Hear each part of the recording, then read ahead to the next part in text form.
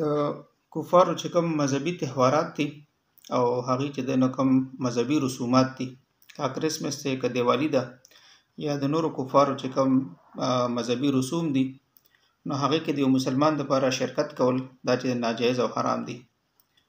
بعضې علما خو په دې کې ډېره سختي کړې ده چې هغې د کفر حد پورې په دې باندې فتوې لګولي دي او د هغې د حرام کېدو وجه دا ښیي چې دا هغې سره د محبت اظهار دی او د هغې په دغه کفر باندې چې دی نو خوشحالېدل دي. کرسمس چې دی نو وایي څه ته؟ کرسمس چې دی نو دا د عیسایانو یو مذهبي تهوار دی. هغې دا ګڼي چې په دې ورځ باندې عیسی علیه السلام چې دی نو پیدا شوی دی او دا تقریبا د 400 صدۍ نه بعد چې دی نو هغې داسې شروع کړی دی. نو اول خو دا چې د عیسایانو دا دعوه هم غلطه ده چې عیسی علیه السلام چې دی نو په دغه ورځ باندې پیدا شوی دی. په دې باندې علما مختلف دلایل ورکړي دي. زمونږ خیال دا دی چې عیسی علیه السلام د ګرمۍ په موسم کې پیدا شوی دی، ځکه قرآن کریم آیات دی چې الله تعالی فرمایي چې وهزي الیک بجذع النخلة تساقط علیک رطبا جنیا، چې تازه کجوري به تا ته راوغورځېږي. نو پخې او تازه کجوري دا د ګرمۍ په موسم کې وي، دا د ژمي په موسم کې نه وي. ډېر دلایل علما په دې باندې ورکړي دي. خو بهرحال که په هر موسم کې وي صحیح دی یا غلط دی، خو لیکن د هغې مذهبي تهوار کې شرکت کول دا د مسلمانانو لپاره ناجایز او حرام دی. بعضې خلک دا خیال کوي چې د کفارو سره چونکې همدردي او هغې سره تعلق ساتل دا خو قرآن هم نه دی منع کړی چې کوم قرآن موږ سره جګړه نه کوي.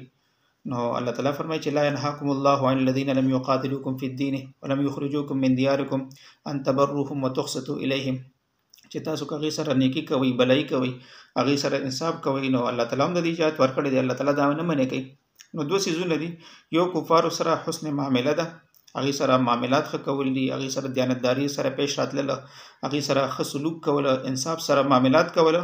نو الله تعالی د دې حکم کړی دی او الله تعالی دې نه موږ نه منع کوي، بلکې دا ضروري ده چې کفارو متاثره کېږو هم د دې نه، چې کفارو سره چې دی نه موږ ښه معاملات وکړو، معاشرت ورسره ښه وکړو، هغې سره په دیانتدارۍ سره پیش راشو. خو لیکن د هغې مذهبي تهوارات په دغه کې نه راځي، دا د هغې په مذهب باندې خوشحالېدل دي. او الله تعالی واضحه فرمایل دي چې قل یا ایها الکافرون لا اعبد ما تعبدون ولا انتم عابدون ما اعبد ولا انا عابد ما عبدتم. دا واضحه الله تعالی فرمایل دي چې کفار خپل دین دی، زموږ خپل دین دی، موږ له د هغې په مذهب باندې خوشحاله اظهار هرګز جایز نه دی.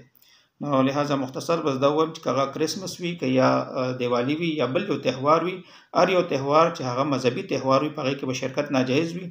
او که د هغې چې دی نو نجي محفلونه وي، یو مذهب په تور نه وي، نو په هغې کې د هغې عیادت کول او بیمارپرسي کول او غم ښادۍ کې شرکت کول چې خلاف زموږ د مذهب خلاف رسومات پکې نه وي، نو په هغې کې چې دی موږ هغې سره شرکت کولی شو، هغې سره چې دی موږ اظهار همدردي یا اظهار خوشحالي وغیره کولی شو، لیکن مذهبي تهوار کې نشو کولی.